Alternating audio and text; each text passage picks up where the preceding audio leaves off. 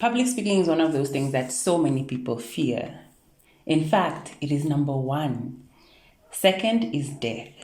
So imagine people are more scared to get up and speak in public than they are scared of being dead and non existent. It's quite serious. And the benefits of being able to speak in public or just owning a stage are endless. From anything like a job interview to owning the stage in front of thousands of people and speaking. But even if your audience is one person, there are things that you can do to help you improve your speaking. And for this, I wanted to speak to none other, Hermien Elago, who is a public speaker, storyteller, and recently speaking coach. She has been in the public speaking industry or space for quite a bit. And I wanted to hear from her what she thought about it. How can we get into it? How can we, as normal everyday people, improve our speaking skills? We might not end up on stage, but definitely having some public speaking skills can help us in many different ways. And here she is to give us some of her tips.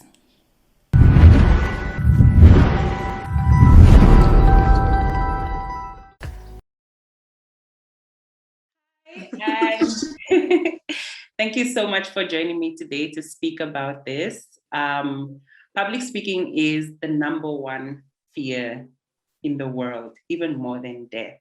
And as you just said now, the example that you gave, that people are more scared of going up to speak at a funeral rather than being the guy in the coffin. In the coffin. Which is so crazy because, one is more permanent than the other. So I wanted you to speak, seeing as you are an accomplished and established public speaker and owning your truth and using your voice and, impacting people and changing lives. Just the practical aspects of how to become a better speaker or how to get into public speaking and becoming that kind of person who can also walk up on stage and just, speak. So take us back. What are the basics? Where do we start? How do we become better at speaking in general? Okay, so I think ultimately, professional speaking, public speaking, it's a skill that every single one of us does have to have. I don't think that any of us can live a life where we escape the fact that at some point we are going to have to address some form of an audience.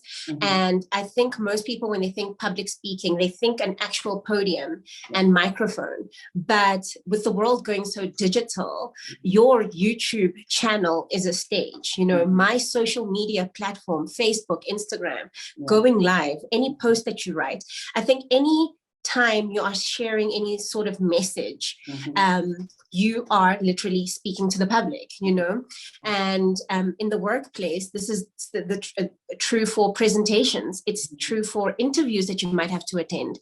It's true for, performance KPIs between you and your managers, all of that kind of stuff. And the more confident you are as a speaker, it's almost as though it's easier for people to listen to somebody who speaks with calm and with confidence and with almost a sense of authority. And that is what, developing that public and professional speaking gives you. So now going back, I think the first thing that is the most important, and this is something I learned by failing at, because failing at stuff is the best way to learn. But I think the best thing is preparation. Be prepared, and one of my favorite people in the world is James Clear. He wrote a book called Atomic Habits, and he's got the most phenomenal tweets.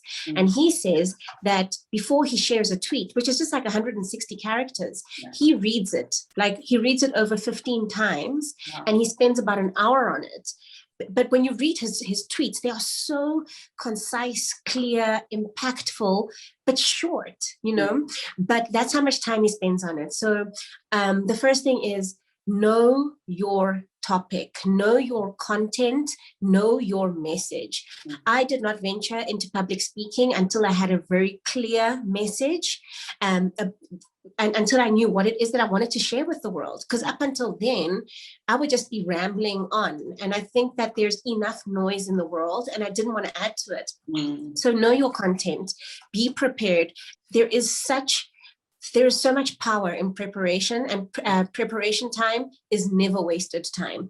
I used to wing it all the time, and I'm glad that I've developed the ability to be able to wing it. And if push comes to shove and I need to improvise, I'm glad that I have the ability, but it's not something that I should rely on. So know your message, be prepared, and always just be prepared to deliver it. Yes, that is the first thing. So, and with preparation, I would then go on to the second thing, which is practice. When I used to be at Toastmasters, somebody told me, when you're preparing one of your speeches, like literally stand in front of the mirror and practice like 5 to 10 times and act as though you're your own audience. Like practice, practice, practice. I know a lot of people tend to be like, but if I practice, it's going to come across robotic and automatic. Funny enough, you actually come across a lot more authentic when you are well practiced. And no one is saying practice every full stop and every dot on the I and every T, but the kind of practice where you know the body of your work, you know what needs to go where, because also with speaking, there is so much power in having a very strong opening and a very powerful closing, and then also just having that body that ties the two together. And it's hard to, when you're not practiced, to kind of know that flow. So knowing that flow will give you confidence. And these two things together will help with what we started with this conversation. It will help you the most with handling that fear. I think most people are afraid because they're not, number one, not prepared, and number two, they haven't practiced. They don't know the material. I promise, anytime you throw somebody up onto a stage and they don't know what they have to do, it's terrifying. I'd be terrified too. But if you know what you need to do, and you're confident in the message, you're confident in the content, the fear won't go away entirely. When I was in Toastmasters, somebody said the most powerful quote to me. They said, it's the butterflies don't go away. It's about teaching your butterflies how to fly in formation. And that is what preparation and practice does. So that instead of your butterflies doing this, they kind of like just fly in formation. So they're there, but they are behaved. And they're not out there to drag you. So that's the second thing. And then I'm going to end with this third one. And I think, which is the most powerful one, the most coveted, absolutely coveted. And this is before, how you speak English. In fact, people in the world that we live in no longer care how you speak. And whether your accent is this way or this is that way or that, they don't care about that. The number one most sought after trait in a professional speaker is authenticity. Before preparation, before content, before anything else, authenticity, that the ability to show up as yourself. And people, it doesn't matter which audience you stand before, can read through it. You cannot fake authenticity. You cannot make it up. It is not something that you switch on or off. It is literally a layer of who you are. And this is much like a muscle, because people will ask you, but how can I be authentic? It is constantly showing up as yourself. And it's really hard for most people, because a lot of people don't think that themselves is enough, but honestly, all the world needs is you, and for you to be you. That's it. And if you struggle to do that, practice it like any other thing. Practice it like a muscle. Practice showing up for yourself. Be authentic. Start by being authentic in your relationships, and then be authentic in your closed spaces, so that when you do have to go out into the world, it's not like you have to put on authenticity, because you can't. It is not a light switch. It is a layer of who you are. So I think definitely those things. Be clear on your message.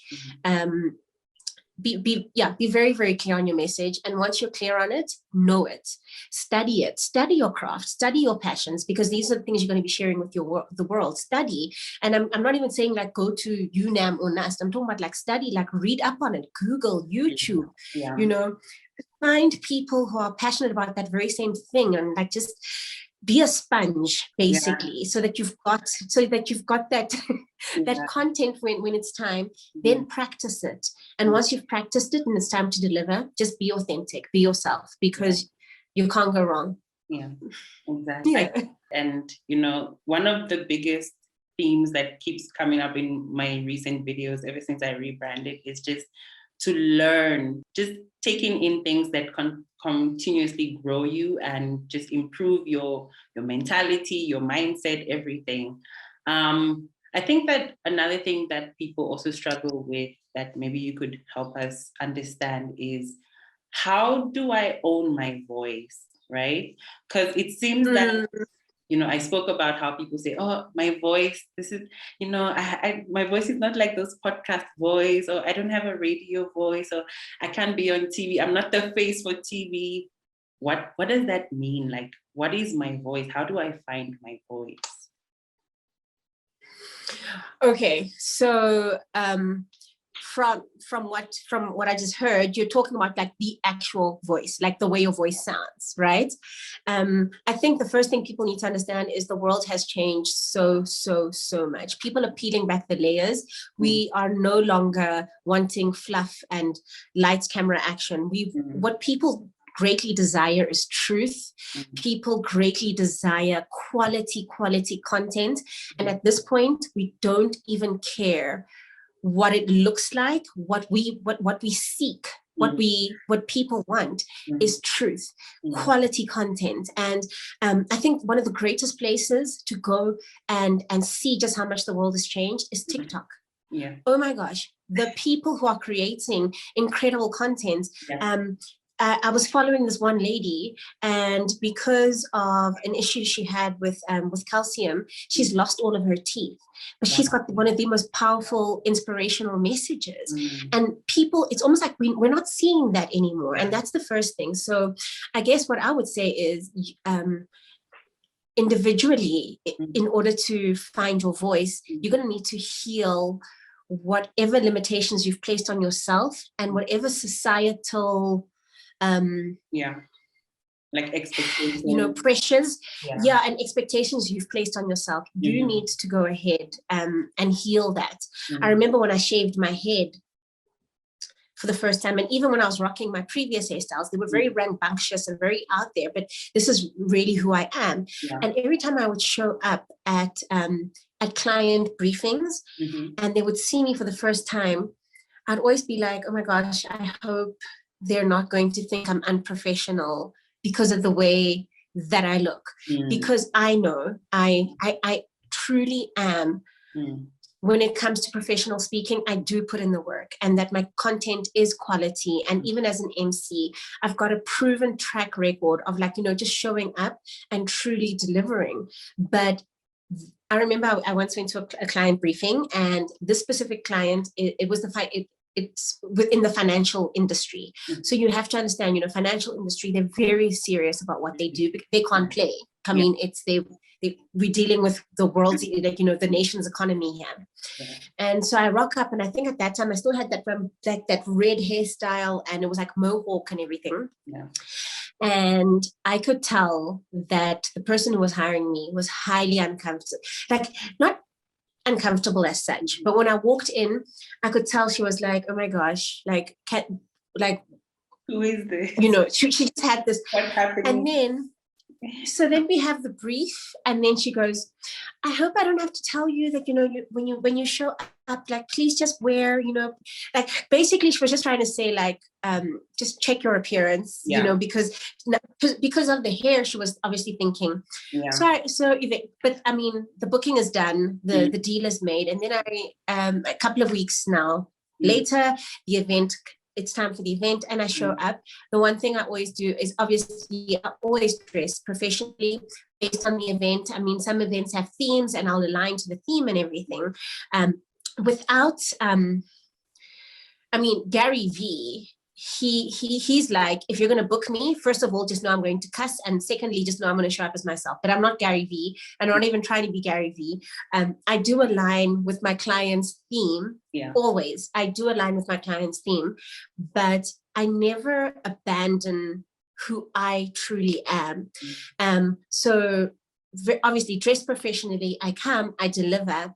And that person who initially started having those reservations was absolutely flawed and came to me and she was like, thank you so much. You have made me look good in front of my bosses, you know. And her CEO came to me afterwards and she was, and he was like, thank you so much. And I'm going to ask this person to book you again. And, you know, so ultimately it takes courage. It takes courage to understand. And remember, something like your voice is not something that you can change.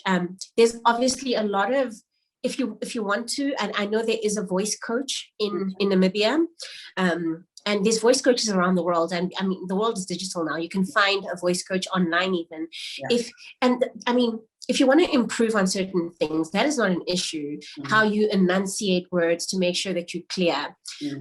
Maybe learning how to use your breath so that you're not just rambling and so that people can understand you clearly. I think those are things we can all work on. But trying to change something that you can't change, and then beating yourself up about it, or trying to be like, I want to talk like Comfort because, you know, Comfort's voice is, it's not going to happen, firstly. And even if you try, you're going to come a very sorry second, because only Comfort is ever going to be able to speak like Comfort. Work on the things that you can work on, because there's always things that we can work on. But the things that you were born with, your God-given qualities, embrace those and use them as your strength. Excellent. Awesome. So take us through your journey and how and why did you decide to go into public speaking and emceeing and, you know, being that person who can turn anywhere and anything into a stage and just own it? How did that happen?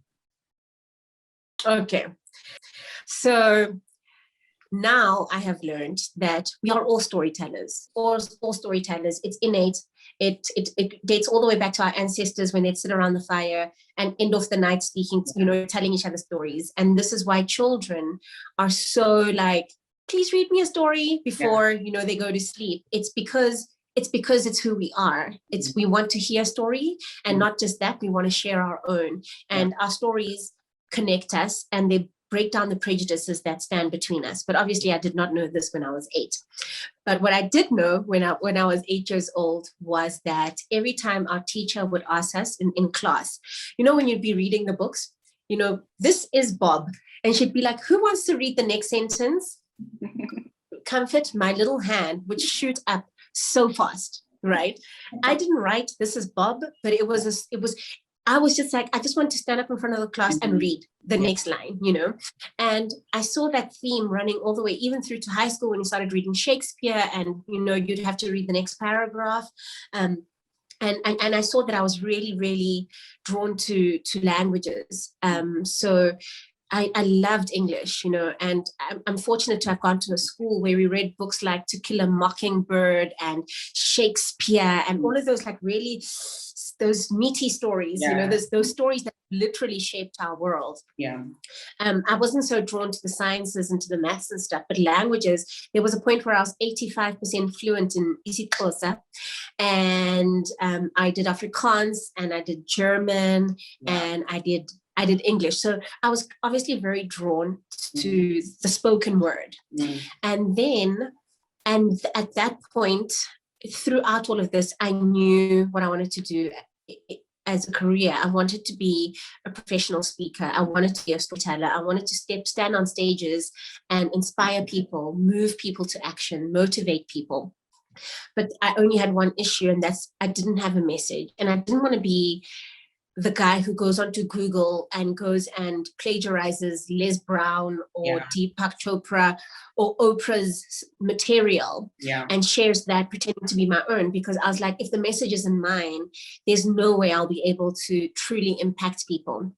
And so years went by without me sharing, because I was like, until I know that I will be a professional speaker, but until I have a message that is my own, I am not going to go out there and con people. And then in 2010, I joined a church. Straight at the church said, put you onto the roster for announcements. And I said, sure. And then I started doing announcements. Oh, those were the best Sundays. Were the Sundays when there are even Sundays with the Sundays that I wasn't on the roster to do the announcements. I wouldn't even go to church. I'd be like, I'm not going. The second I know it's my Sunday, I'm there full force, like joyous, hallelujah, amen. You know, and I'm telling you, I'm not even going to hide it. And so those are the Sundays I'd like, rock up and it doesn't matter how I felt. If I knew I was on for announcements, I would be there. Then I had this, it was almost supernatural moment where there was this old man with gray hair. He came to me after one service. I had never seen him before. And after the conversation we had, I never saw him again. I promise you, up until this day, I am sure it was an angel. He says to me, have you ever considered a career in public speaking? Because I truly believe you would thrive in it, and I think you should pursue it. Shortly after that man and I had that conversation, I embarked on my weight loss journey. And I started sharing that very publicly on Instagram and Facebook. So I shared it from the get-go. And I noticed that because I was being really vulnerable, raw and honest, that people, I started building a community who basically came along on this journey. Then a wellness coordinator from one of the medical aids in Namibia, she noticed my post and she says, we've got this big wellness event coming up. Do you think that stuff that you speak about on social media, you could come and share at our key stakeholders event? And I said, sure. And I spoke there. After that, I did a couple more events for them. But honestly, the rest, as they say, is history. So what used to be my greatest pain, and honestly, my message was born from the thing that was once my greatest pain and my greatest struggle, which was overcoming emotional and binge eating and weight loss. But it wasn't so much, because now I hardly ever really speak about weight loss anymore. What happened is I've learned that there are universal lessons that stand true no matter what it is, whether it's weight loss, whether it's fitness, whether it's finance, whether it's things like perseverance will always pay. Things, those type of lessons that are just universal are found in everything. So I took the lessons that I had learned from my journey, and that's what I started sharing with the world. And the more I shared, so the more you give, like the more of your message that you give, it's almost like you're filled with more message to give. And it sounds crazy because a lot of people are like, yeah, but what if I run out of message? It's impossible. It's almost like if you hold on to it, that's when it dries up. But the second you start giving, it becomes this overflowing river that just doesn't stop. So he was like, the truth with professional speaking and public speaking and having a message and sharing it with the world, give and you shall receive. The more you give of yourself, of your heart, of your message, of your content, the more you receive. Like this, it's like this inspiration that just comes from above and from every, like with it, it just opens up and to a point where where it becomes so much that you have to like start taking notes to be like, okay, I'll share this one next week, because it becomes it almost starts feeling like too much. Yeah. But you have an abundance of message. It's true for anyone, and it's not like a select few who get this, you know. It's true for everybody. The more you give of whatever it is that you were brought here to do, the more you will receive of it. That's true. That's true. Yeah. And I think really, like, it takes a lot of courage to also identify what that thing is, what your thing is, and then sticking to it. Because honestly, like, you have to go against the odds. I remember for you quit your 9 to 5 last year, literally during a pandemic. It couldn't have been like the worst time ever. But at the same time, it was you taking a leap of faith and, you know, really standing in your truth and in your purpose and saying that, you know, this is what I'm going to do. This is where I'm going. I don't want any distractions. I'm going all in this. How was that step for you? Take us through the mental process of that? Okay. So first thing before I get into that is you mentioned that, you know, some people, you know, really struggle to identify their niche and their message. So I just wanted to address that point, and to address it, I would say, you know what, you find your thing by dabbling in a lot of things. You know, it's almost like go out there and just experience. You know, go live a life that sizzles and pops. You know, do something new, and your thing will find you. Your thing will find you. So, because I think a lot of people are like, okay, but finance seems to be popular right now, let me do finance. Go dabble a bit in finance and see, like, does it move you, does it stir you? And if it doesn't, go into, you know, the world is full, like, you know, full of stuff. So, because people are always like, yeah, but you're lucky, you found your message. I'm not lucky, I found my message. I lived a life that sizzled and popped and pursued and so many different things. The amount of things I've pursued and let go of because I was like, okay, no, this is not my thing. And then, you know, ultimately and then I found my thing, but I found my thing by finding what wasn't my thing. And I could only tell what wasn't my thing by dabbling. So that's the first thing. The second thing is, so about quitting my job in a pandemic, you know, I think a lot of people romanticize those kind of steps. You know, when people are like, oh, she took a leap of faith and jumped straight into like, it is so romanticized. And the first thing I would say is, no two paths are the same. Our situations aren't the same. Maybe you've got a family to provide for. Maybe you've got your student bills that you need to pay, and you don't want to burden your passion and your art and your craft with that. And then you'll be like, but comfort told me if I just take the leap, the net will appear, or the plane will build itself on the way down, like Jeff Bezos. You know, our path is not all going to look like Bill Gates and Jeff Bezos. And, you know, I quit everything. I quit university. So first of all, just understand that your life is your own, and do whatever you feel is safest for you to do. So I don't want to romanticize it. Not today, not ever. I don't want to tell everybody leap and the net will appear. I don't want to tell everybody, I think it's Jeff Bezos who said, jump and the plane. You know, entrepreneurs jump and the plane builds itself on the way down, or you build your plane on the way down. Honestly, it does happen like that for some people. I will not even lie. It absolutely happens. I did leap and the net did appear. But sometimes there's a period of free fall before you get to the net. And are you comfortable with that free fall? Because in that free fall, you don't know if it's going to be ground or net that you're going to hit, you know? So I think trust yourself, look at your own life.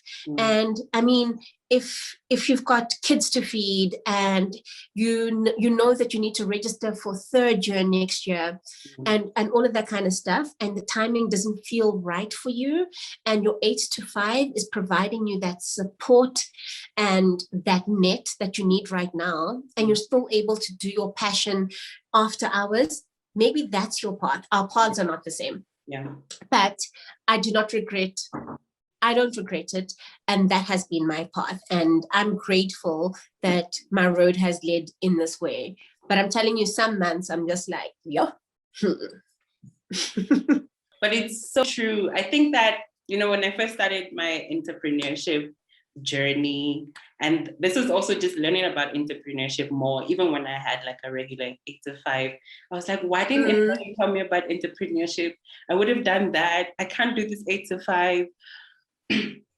But then now that I am, on my own and doing my own thing, I see the appeal of 8 to 5, and I'm like, maybe I could go back. Girl. Maybe I could go back. But it really does take a lot of courage to do this, to do what we do. And also, to have an 8 to 5 and have all your responsibilities.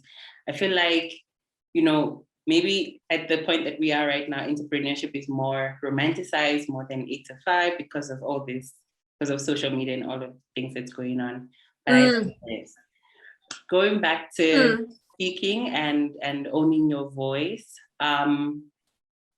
when did you feel comfortable enough to share your journey and what you're going through? Because I think that I know a couple of people that I just always tell people, you need to start a podcast, you need to start a YouTube channel, start a blog, because I see that so much of what they are going through, first of all, they feel alone. Like, I'm the only one who's going through this. My life is so hard. And I know they're not alone. Secondly, I really think it's such an impactful experience. And if they were able to share, they would find their community and they wouldn't feel so alone, and they would find that they're able to help people even at zero. Because I feel like sometimes people really think that, oh, I'm not a millionaire, so I can't help anybody. But you can really help somebody just by speaking out, just by sharing.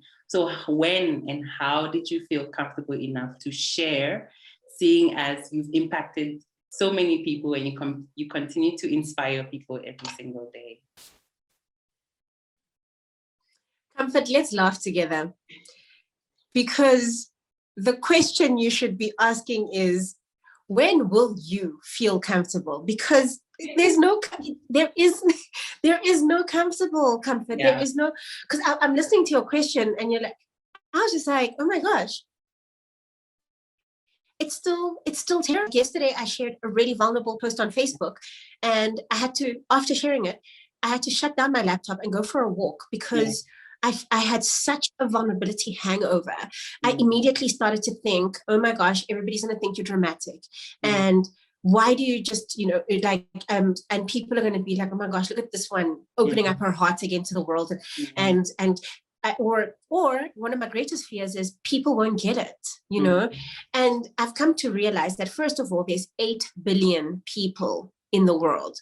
Not all of those people are my people. That's step one. That, honestly, even if I impact 1% of those people, that's like, I don't know, maths is not my forte, but that's in the millions, Yeah. That's already in the millions. Even 1% of that is clearly already in the millions. Exactly. So if anyone is waiting for comfortable before they start sharing, start making an impact, start making a difference, I think they're going to wait until the cows come home, because I don't. Or, like I said, maybe it's different for other people. It's still not comfortable. Every time I step onto the stage, I step on and I am nervous. My heart rate, I can hear my heart. When you hear your heart beat in when your heart starts beating in your ear,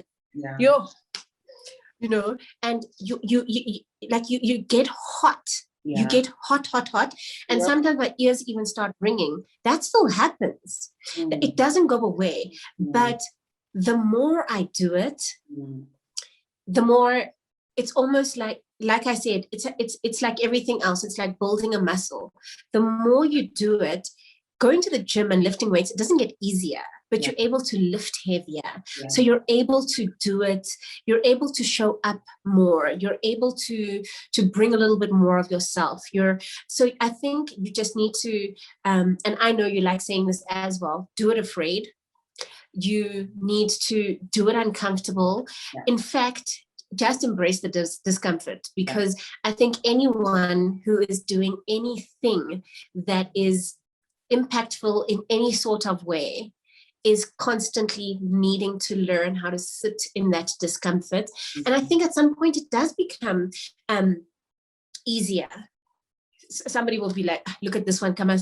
It wouldn't be fun if we didn't have those nerves and discomfort, because we wouldn't be growing. You know, it's sitting in the discomfort grows you. So definitely that. Awesome. It's fun being uncomfortable if you're able to sit in it long enough. Just absolutely sit in it long enough. I think that because I always think about myself as well, like before I started any of this, even starting a YouTube channel, I really wanted that magical moment. I was like, oh man, I'm gonna start a YouTube channel. By the time I get to 10 videos, I might have hundreds and thousands of subscribers because I'm that amazing, because I'm so awesome. You know, I really thought that it was gonna be, everything was gonna be magical. But then I started and it just felt normal. It really just felt normal. I'm editing videos, I'm doing this, I'm sharing, I'm doing the next one and the next one. And it just felt really normal. And I found that the more, just as you said, the more I share, the more I want to share as well. I feel like, oh, there's so much more to talk about. And it's really just a process. And I really appreciate, thank you so much for, you know, sitting down with me and talking about this, because earlier you mentioned that you took part in a program like Toastmasters. Are there other programs like that as well that people can go to where they can get maybe some practice, some help on public speaking? Yes. Okay. So I'm going to give you three different references. So there are quite a few Toastmasters clubs in Namibia. Even as far as Swakopmund, I even think that there's one in Sumeb, and there's a couple in Windhoek. So I think if you just Google Toastmasters Namibia, you quite a couple will pop up. The one that I joined was the Seagulls Toastmasters. I joined that one because it was an affiliate, and I joined Seagulls because it was kind of like just independent. And there is the Tarantal, so there's quite a few. Then the second thing is the Professional Speakers Association of Namibia. If anyone's interested, they can actually contact me directly at info@hermienelago.net, and I'll be able to connect them with the Professional Speakers Association of Namibia. The difference between Toastmasters and the Professional Speakers of Namibia is that Toastmasters, it's kind of like a course. They take you step by step through speaking, you know, like body language, but you can inquire. Whereas with PSAN, it provides support, development, training for aspiring professional speakers. Thirdly, is that I have just recently, and it's launching in June, I'm busy working on my own speaking coaching. Yes. So my speaking coaching, basically it goes in depth about, you know, the things that you and I have spoken about. It's about finding your voice, you know, and one big thing, you know, just developing that confidence as a speaker to be able to speak in front of people. And so it's over a period of 6 weeks. It is 10 modules. It is online because I don't want to limit myself to just Windhoek. Thank you so much for doing this. I know we spoke about this a couple of weeks ago, and the both of us were just like, you know, very interesting space, but we're able to do this. And I love that we're able to do this. Thank you so much. I appreciate this. I appreciate you taking the time. It means the world to me. Thank you so much. And what a great discussion. I really hope that you guys picked up quite a few things, which are some of the things I've been mentioning in the past. Practice, rehearse, read more books, curate the things that you listen to, that you watch, that you read, and just being very intentional about the steps that you take. Also, try out as many different things as possible until you find the ones that actually stick, that you love, that makes your heart that fills your heart with fun and joy and play and all of those wonderful things. I hope you really enjoyed this episode. Let me know your comments and additions in the comment section down below. I'd love to hear from you guys. I'm always rooting for your success. If you enjoyed this episode, consider subscribing to the channel. Give this video a thumbs up. Share it with somebody who you think might enjoy it. And I'm always rooting for your success. I'll see you in the next one. Bye.